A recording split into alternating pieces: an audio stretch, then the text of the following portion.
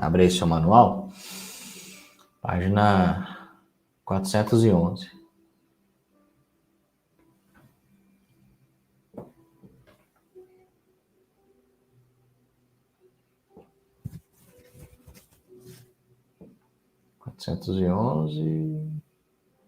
Quatrocentos e 10, na verdade, né?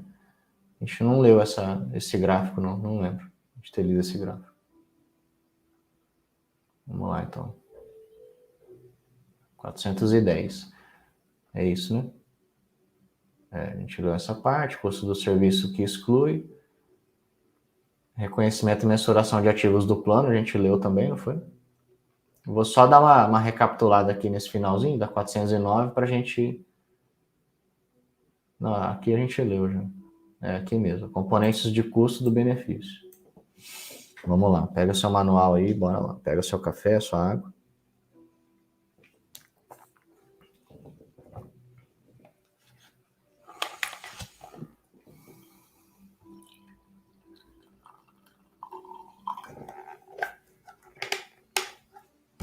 Vamos lá.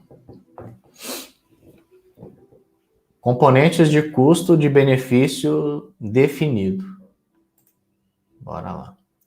A entidade deve reconhecer os componentes de custo de benefício definido da seguinte forma. Os componentes, então, né? O que compõe o custo de benefício definido. Vai ser reconhecido da seguinte forma. Custo do serviço no resultado. Juros líquidos sobre o valor líquido de passivo ativo no resultado. Juros líquidos. Remensurações do valor líquido de passivo ativo no patrimônio líquido. Custo de serviço, juros e remensurações do valor líquido no patrimônio líquido. Então tem a figura 2 aqui. Componentes do custo do benefício definido. Quais são os componentes? Componentes do custo de benefício definido. Aí repetiu aqui, né? Custo de serviço, juros líquidos do valor líquido do passivo ativo e remensurações. O custo, olha só, o custo e os juros líquidos são evidenciados como resultado do período nas demonstrações contábeis e as remensurações de passivo ativo do plano é evidenciado como ajustes lá no patrimônio líquido.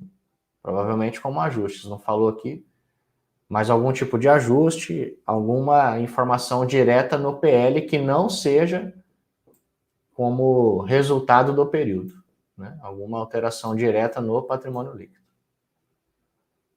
E a fonte dessa informação é a IPSAS B, de 2016. Então, aqui ele fez a demonstração dos componentes do custo de benefício e o impacto que elas possuem nos balanços. Os custos dos serviços devem ser divididos em custo do serviço corrente, custo do serviço passado e ganhos ou perdas na liquidação. Ressalte-se que o custo do serviço futuro não entra no cálculo atuarial do RPPS. O custo do serviço futuro não entra no cálculo atuarial do RPPS. E os juros líquidos sobre o valor líquido de passivo ativo de benefício definido é a mudança durante o período no valor líquido de passivo ativo de benefício definido resultante da passagem do tempo. Então, os juros líquidos sobre o valor líquido, né, sobre o resultado de passivos e ativos de benefícios definidos é a mudança, é a variação, a mudança durante o período desse valor líquido, que é resultante da passagem do tempo, do efeito do próprio tempo. Os juros líquidos sobre o valor líquido de passivo ativo compreendem receitas de juros sobre os ativos do plano, beleza? Então, receitas de juros sobre os ativos, o custo de juros sobre obrigações, sobre a obrigação, e juros sobre o efeito do teto de ativo. Então, a variação, sobretudo, dos juros mesmo, sobre os ativos e os passivos ao longo do tempo. Os juros líquidos sobre o valor líquido de passivo ativo devem ser determinados multiplicando-se o valor líquido de passivo ativo pela taxa de desconto, considerando quaisquer mudanças. Então, para determinação dos juros líquidos sobre esse resultado de passivos e ativos deve ser determinado pela multiplicação do valor líquido pela taxa de desconto. A receita de juros sobre ativos do plano é o componente de retorno sobre tais ativos, certo? E deve ser determinada multiplicando-se o valor justo dos ativos pela taxa de desconto, considerando quaisquer mudanças. As remensurações do valor líquido de passivo ativo incluem. Então aqui agora já está falando de outro componente, são as remensurações. Então aqui o que o manual está explicando?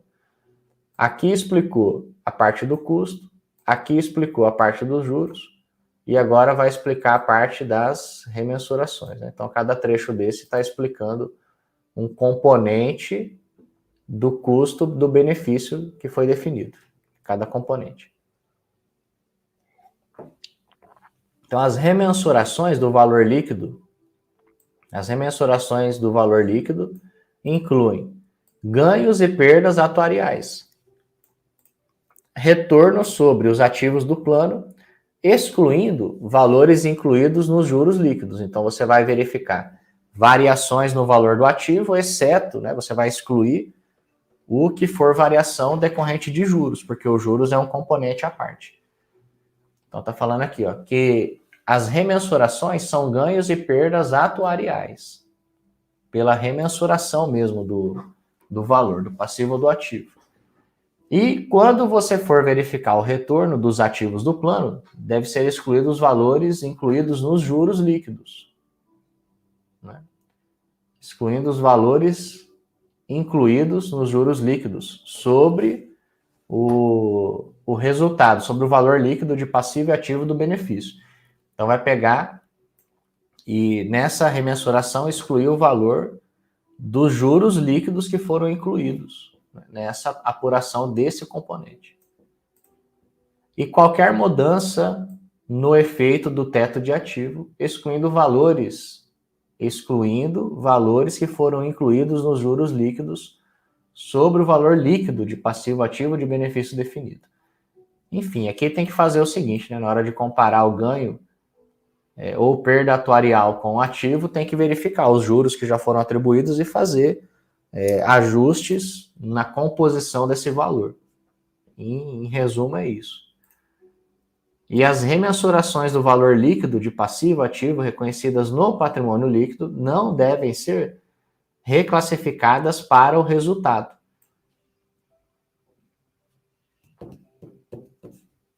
Então aqui a gente tá dizendo o seguinte, né? Vai fazer a remensuração. No quadro já está dizendo direto que essas remensurações vão para o patrimônio líquido. Provavelmente fez essa menção aqui em relação a que não deve ir para o patrimônio líquido. A parte, vou ler de novo. As remensurações do valor líquido de passivo ativo reconhecidas no patrimônio líquido, o que foi reconhecido lá no PL, não devem ser reclassificadas para o resultado. Ah, tá, entendi. Então aqui quer dizer o seguinte, ó, que essas remensurações que foram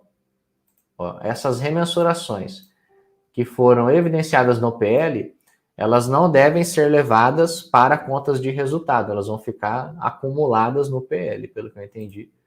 Elas vão ficar acumuladas, elas não devem ser reclassificadas para o resultado do período seguinte, de forma que a gente vai registrar e ela vai ficar acumulada ali na mesma conta. Não deve sofrer reclassificação, que é trocar de conta, né? Pegar de uma conta e reclassificar para outra.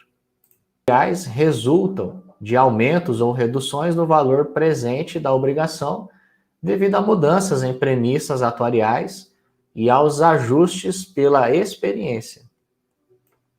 A gente tinha visto já essas definições antes aqui lendo o manual. De alguma forma elas estão sendo repetidas aqui. gente já tinha lido essas coisas. Os ganhos e as perdas atuariais não devem incluir alterações no valor presente da obrigação ocorrido devido à introdução, alteração, encurtamento ou liquidação do plano. Então, se essa variação do valor ocorreu em virtude dessas situações, isso não deve ser considerado como ganho ou perda atuarial. Alterações que ocorreram por introdução, alteração, encurtamento ou liquidação do plano. A gente já tinha visto as definições disso antes, né? O que significa cada uma dessas possibilidades. Essas alterações resultam em custo do serviço passado, ou em ganhos ou perdas na liquidação, mas não em ganhos ou perdas atuariais. Então, tem que identificar os fatores que fizeram os ativos ou passivos do benefício mudar, e entendendo esses fatores, aí a gente vai determinar que tipo de custo é, se vai para o resultado, se vai como ajuste lá para o PL, todas as questões bastante técnicas, né?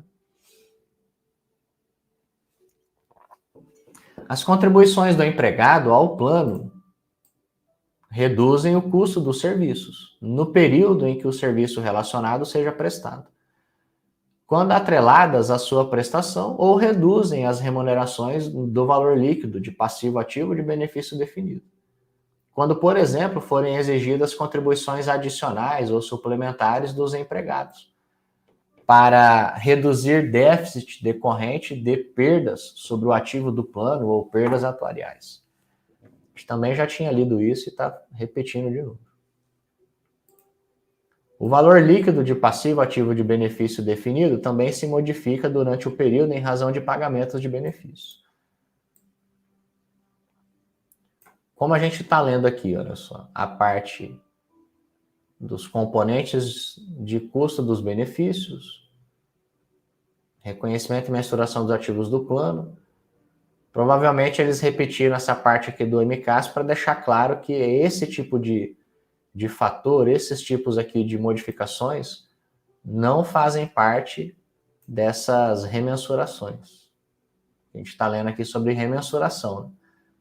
Então, ele disse o que é, e aí está deixando claro, repetindo aqui de novo, o que não faz parte das remensurações, e aí mencionou novamente o fato das contribuições reduzirem os custos, tudo isso aqui tem que ser levado em conta. E na determinação do retorno sobre os ativos do plano, deve-se deduzir os custos de gestão dos ativos do plano e quaisquer impostos devidos pelo próprio plano. Porém, outros custos de administração não devem ser deduzidos. Então, ao determinar o retorno sobre os ativos, deve-se deduzir os custos de gestão desses ativos e impostos que sejam devidos pelo próprio plano. Porém, os custos de administração não devem ser deduzidos, né? Apenas os custos de gestão dos ativos do plano ou impostos que eventualmente serão pagos sobre esses ativos. Talvez com o próprio imposto de renda, por exemplo, algum tipo de imposto financeiro. Mas custos administrativos, não são deduzidos. Divulgação. Vamos lá. Divulgação. A entidade deve divulgar informações que expliquem as características e os riscos de seus planos de benefício definido. As características e os riscos de seus planos de benefício definido. B. Identifiquem e expliquem os valores em suas demonstrações contábeis. Certo. C. Descrevam como seus planos podem afetar o valor, o prazo e a incerteza dos fluxos de caixa futuros. Então, essas 3 características devem ser evidenciadas, divulgadas, quando a gente publica os balanços, né, os relatórios, as demonstrações contábeis. Características e riscos dos planos, identificar, dizer quais são e explicar os valores nas demonstrações, nos balanços, beleza? Descrever como esses planos que foram definidos, eles afetam o valor, o prazo e a incerteza dos fluxos de caixa da entidade no futuro, nos exercícios seguintes. Tá bom, beleza. É necessário considerar todos os seguintes itens: nível de detalhamento, ênfase, agregação ou desagregação. Pode ser necessário também divulgar informações adicionais, tais como análise do valor presente da obrigação, com natureza, características e riscos, destacando a distinção entre valores devidos, benefícios com direito adquirido e benefícios acumulados, e ainda benefícios condicionais, que dependam de alguma condição para que sejam acionados ou acessados. A entidade deve avaliar se a totalidade ou parte das divulgações deve ser desagregada para distinguir planos ou grupos de planos com riscos significativamente diferentes. Por exemplo, diferenças entre localizações geográficas, características, ambientes regulatórios, segmentos, modalidades de financiamento. É muita coisa, né, gente? É coisa demais, doideira.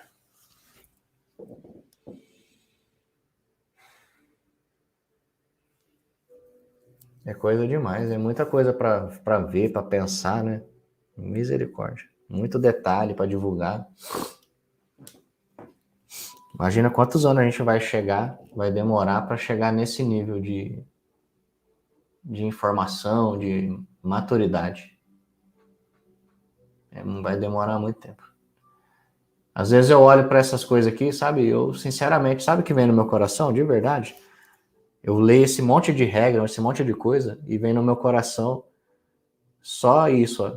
O que estão fazendo com a nossa profissão, né? Que doideira que é essa? Quanta coisa, quanto detalhe, quanta norma, quanta regra. Parece um bando de fariseu e de doutor da lei especificando cada traço que a gente tem que fazer, sabe? Quando, na verdade, o que a gente precisava mesmo era só aplicar mais responsabilidade, gerar uma informação que possa levar a entidade a prosperar, né? Em essência, a gente só tinha que entender e exercer a nossa profissão com essa preocupação de fazer com que a entidade prospere, de fazer com que os beneficiários da Previdência eles possam receber seus benefícios a longo prazo em paz. Mas aí vem um caminhão de norma, um caminhão de traços e de leis e de vírgulas e de regras, e aí vem um caminhão de coisas e trazem um fardo pesado.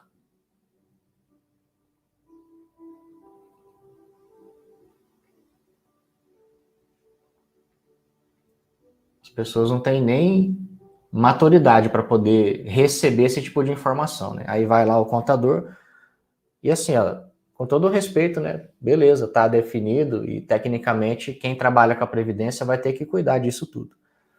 Mas é muita coisa, né? Tanta coisa que eu me pergunto se a sociedade, o usuário dessas informações tem maturidade para entender tudo isso aqui também. Porque do que adianta a contabilidade cuidar de tudo isso, preparar tudo isso, né? E o gestor não ter dimensão disso, os usuários dessa informação não ter maturidade para entender essas coisas. Não adianta nada, a gente faz todo um trabalho, né, que as pessoas ainda não têm maturidade para receber, elas não têm maturidade para entender.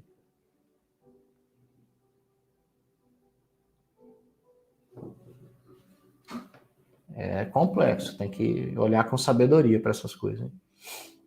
Tem que olhar com sabedoria, porque senão o peso fica muito grande. Tem que ter cuidado. Mas vamos seguir. A entidade deve divulgar as informações sobre características, então natureza dos benefícios, estrutura regulatória, responsabilidade de qualquer outra entidade pela governança, descrição dos riscos, descrição de quaisquer alterações, encurtamento e liquidações do plano e a base da taxa de desconto especificada. A entidade deve divulgar aqui, a entidade deve fornecer como suporte, né, para essa informação. Deve fornecer a conciliação em notas explicativas entre o saldo de abertura e o saldo de fechamento dos itens, referentes ao valor líquido de passivo ativo de benefício definido, que são ativos do plano, valor presente da obrigação, efeito do teto de ativo, e quaisquer direitos a reembolso. Então, aqui é o que vai ser divulgado na nota explicativa, aqui também vai fazer parte da nota explicativa através de uma informação complementar, assim, né, de um suplemento, de um detalhamento a mais, fornecendo essas informações sobre a conciliação desses valores, e cada conciliação dessa deve apresentar custo do serviço corrente, receita e despesa de juros, remensurações do valor líquido de passivo e ativo, discriminando o retorno sobre os ativos do plano, ganhos e perdas atuariais decorrentes de mudanças nas premissas demográficas e financeiras, mudanças no efeito limitador de ativo, determinação do benefício econômico máximo disponível. Mas não só. A conciliação deve apresentar ainda custo do serviço passado e ganhos e perdas resultantes de liquidações, efeito de mudanças nas taxas de câmbio, contribuições efetuadas para o plano, pagamentos provenientes do plano e efeitos de combinações e alienações de negócios. A entidade deve alocar o valor justo dos ativos do plano em classes que distinguam a natureza e o risco desses ativos. Se possuem valor de mercado, cotado em mercado ativo ou não. Bem como distinguir entre caixa e equivalentes de caixa, instrumentos patrimoniais, instrumentos de dívida, imóveis, instrumentos derivativos, fundos de investimentos, títulos lastreados em ativos e dívida estruturada. Então, a entidade vai alocar o valor justo dos ativos do plano em classes. Vai separar essas informações em classes, né, em agrupamentos, que distinguam a natureza e o risco desses ativos, né? E aí colocou aqui de que forma eles serão separados. Fundamentalmente, componentes, elementos das demonstrações, né? Caixas, instrumentos patrimoniais e de dívida, imóveis. É quase, não é igual, né? Mas é quase a forma como a gente registra na contabilidade, no balanço, essas informações, né? De forma muito similar. A entidade deve divulgar uma série de informações, tais como ativos do plano, que sejam imóveis ocupados pela entidade, ou outros ativos por ela utilizados. A descrição de quaisquer estratégias de confrontação de ativos passivos, informações sobre transações com partes relacionadas, benefícios pós-emprego para o pessoal-chave da administração, informações sobre passivos contingentes decorrentes de obrigações de benefícios pós-emprego. A entidade deve divulgar também as premissas atuariais significativas utilizadas para determinar o valor presente da obrigação de benefício definido, destacando análise de sensibilidade para cada premissa atuarial significativa, métodos e premissas utilizados na elaboração das análises de sensibilidade e suas limitações. Então, a análise de sensibilidade, os métodos e as premissas que foram usadas nessas análises, mudanças nos métodos e nas premissas utilizados na elaboração das análises e as suas razões. A entidade deve fornecer ainda, né, mais coisa, mas deve fornecer uma indicação do efeito do plano de benefício definido sobre os seus fluxos de caixa futuros. Ao divulgar, então ela vai fazer isso aqui. Então, a entidade deve fornecer uma indicação do efeito do plano de benefício sobre os seus fluxos de caixa e vai fazer isso da seguinte forma, né? Vai divulgar quaisquer acordos de custeio e de política de custeamento, acordo de custeio e políticas de custo, de custeamento, contribuições esperadas ao plano para o próximo período, uma estimativa das contribuições que são esperadas para esse período futuro que está sendo avaliado, informações sobre o perfil de vencimento da obrigação durante a média ponderada da obrigação e informações sobre prazos de distribuição de pagamentos de benefícios. Ufa, hein?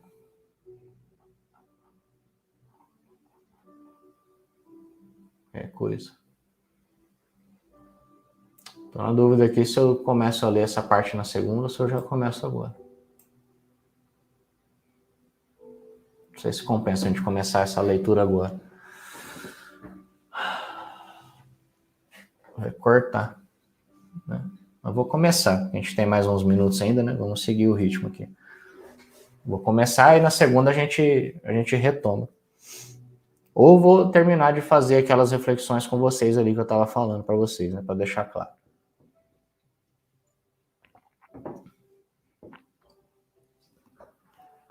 Vou explicar para vocês o seguinte, para a gente terminar. Na segunda a gente pega daqui para frente, para ficar mais lógico.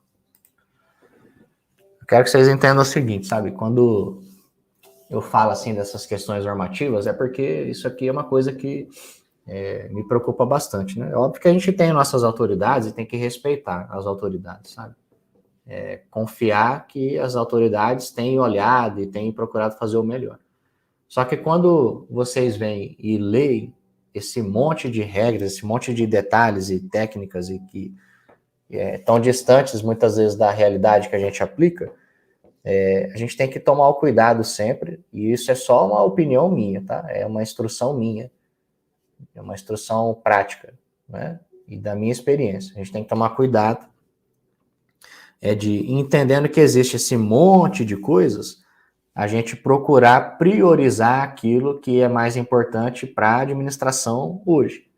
Ora, o que a entidade ela está precisando mais hoje? Quais são os problemas atuais? O que disso tudo que a gente está vendo, sabe? A entidade que a gente atua hoje tem mais maturidade para entender o que está mais possível para que vocês possam aplicar.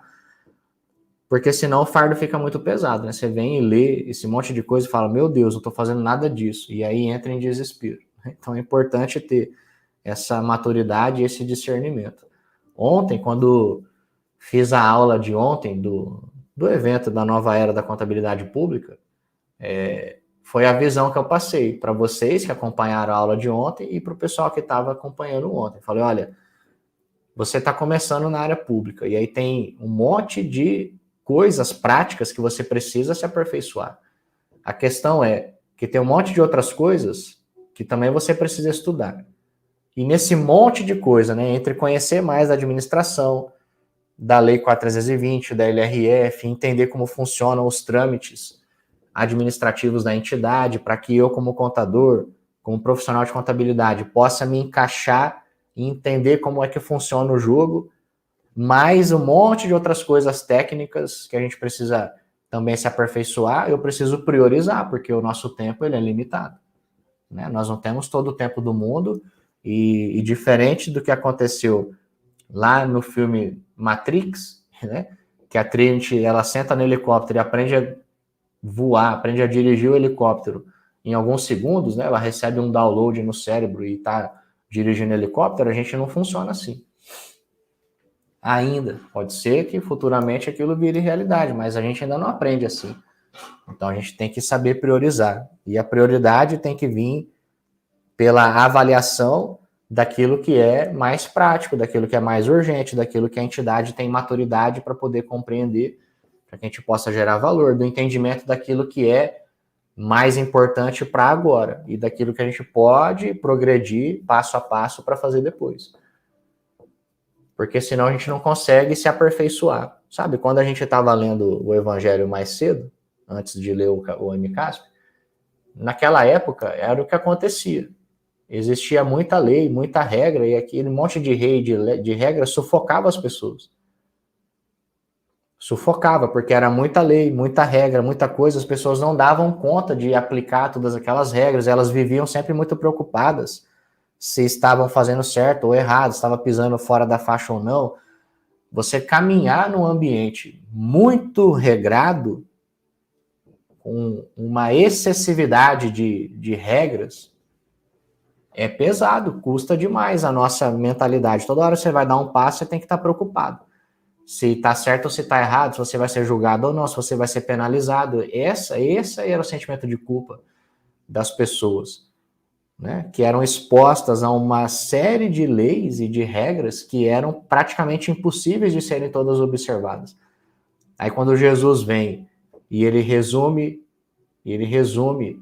né, a lei ao amor, à justiça, ele está falando, olha, tudo bem que tem a lei, né? Não estou falando para vocês ignorarem a lei, só que para você ter um fardo mais leve, para ficar mais suave a vida, basta você amar as pessoas, e você ama, e aí você se doa, e aí você não cria discussão, né? Não fica querendo ter razão em tudo, porque é mais importante ter paz do que ter razão, e aí ele vem e ensina, fala, ó, só faz isso aqui, que a sua vida vai ser muito mais leve, vamos parar de ficar criando esse monte de juízo, de julgamento, porque todo mundo vai ter oportunidade de caminhar mais suave, mais leve, livre do pecado, com a chance de poder se aperfeiçoar, de poder progredir pouco a pouco, se tornar uma pessoa melhor. Não precisa vir esse caminhão de regra ser despejado em cima das pessoas, né? Tem que ter uma maturidade, um processo mais gradativo, de aperfeiçoamento, né? Porque senão fica pesado. Aí, igual aconteceu na Bíblia, na época de Jesus, acontece com a gente agora. Porque a Bíblia é tão verdadeira e tão atual que o que acontecia lá acontece aqui. Guardadas as proporções, a gente pode aplicar o que a gente aprende da Bíblia em tudo na nossa vida, inclusive na nossa profissão, né? E eu tenho aprendido isso cada vez mais. É um barato porque eu leio a Bíblia, estudo a Bíblia, e o quanto que eu enxergo das coisas que a gente vive hoje, pelo que eu aprendo lendo as Escrituras. Para mim, hoje é o meu principal livro de estudo. Todo dia eu leio, todo dia eu estudo, porque eu aprendo muito. Para mim é um manual para a vida. Então, eu aprendi a ler, gostar e estudar. A maior parte do meu tempo de estudos hoje eu dedico para isso, tranquilamente. E para mim faz toda a diferença. Vamos lá, deixa eu fechar essas coisas aqui. Vou fazer a oração. Sextou, né? Graças a Deus. Essa semana voou, hein? Quem que tá comigo ainda aqui? Deixa eu ver. Aqui tinha uma galera, uma turma já foi embora. Digita no chat pra eu saber quem é que tá ainda aqui comigo. Um barato que eu ligo o café, né? Quando a gente começou o café lá em janeiro, tinha tanta gente que vinha e assistia. E eu quero ver quem é que vai chegar no final. Eu falo para as pessoas, tem gente que não acredita, né? Mas eu vou falar para você, vou repetir para vocês que estão comigo aqui, que ficam até o final, porque realmente merecem esse tipo de instrução que eu vou falar para você agora. Mas eu não sou mais especial do que ninguém. Eu sou tão limitado quanto vocês, porque nós somos todos limitados. Eu também preciso ler as coisas, preciso ler e reler, preciso estudar. Vocês veem que eu leio o manual, muitas vezes eu não entendo as coisas que eu leio, eu vou lá e leio de novo. Eu sou só uma pessoa esforçada e comprometida, só isso. Eu não sou mais especial do que ninguém. Todos vocês aqui têm a mesma capacidade que eu. E todos os seres humanos têm inteligência e capacidade. Sabe qual que é a diferença entre quem tem resultado e quem não tem? Quem tem resultado e quem não tem é quem não desiste, quem persiste, quem tem compromisso e responsabilidade com as coisas. Só isso. Porque todo mundo é igual, a gente tem capacidade de ler, estudar, nós temos inteligência para fazer as coisas. A diferença de quem tem resultado, de quem progride, prospera na vida, ela se limita fundamentalmente, assim, em essência, a você não desistir. E você ter compromisso e responsabilidade com as coisas, só isso. Você fazer todo dia, ser constante. Só que é difícil fazer isso, não é qualquer um que tem essa disciplina, entendeu? Então eu não sou melhor do que ninguém, mas eu tenho compromisso com as minhas coisas, eu tenho responsabilidade. Se eu disse que vou fazer, eu vou lá e faço.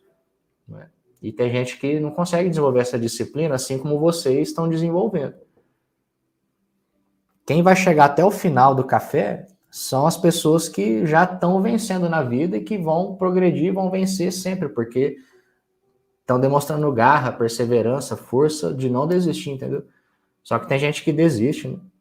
Tem gente que vem, assiste uma aula, na segunda já não volta, porque não teve a capacidade de se organizar para poder, de forma disciplinada, estar naquele lugar de novo naquela hora. Tem gente que não progride na vida só porque não tem compromisso e não tem disciplina. Só por isso. Porque eu não sou melhor nem pior do que ninguém, não. Mas tem gente que, infelizmente, não consegue desenvolver essa perseverança. E como é que a gente desenvolve, né? Eu tenho desenvolvido muito essa questão da disciplina, da perseverança, lendo a Bíblia mesmo, é por Deus. É a graça dele que permite. Porque todo dia dá vontade de desistir. Todo dia você fala, pô, não faz sentido. Todo dia a gente vai deitar cansado, você acha que no outro dia não vai ter condições de continuar. Fala, amanhã não sei se dou conta. Essa semana eu fiz coisas que eu não tinha a menor capacidade de fazer. Se não fosse Deus agindo na minha vida, eu não teria conseguido fazer tudo que eu fiz essa semana, porque vocês não têm noção de como foi minha semana. Assim como a sua semana também eu sei que foi corrida. Mas é pela graça de Deus que a gente tem continuado, tem perseverado, apesar do sufoco, da dificuldade, de tantas coisas que a gente tem para fazer. E é Deus que dá para nós essa capacidade de perseverar. Né? Ler a Bíblia, ler o Evangelho, para mim, é a minha maior fonte de perseverança, de superação, de disciplina. Antes de ser convertido, né? De acessar, reconhecer Jesus, enfim, de ler a Bíblia, eu não tinha essa disciplina toda.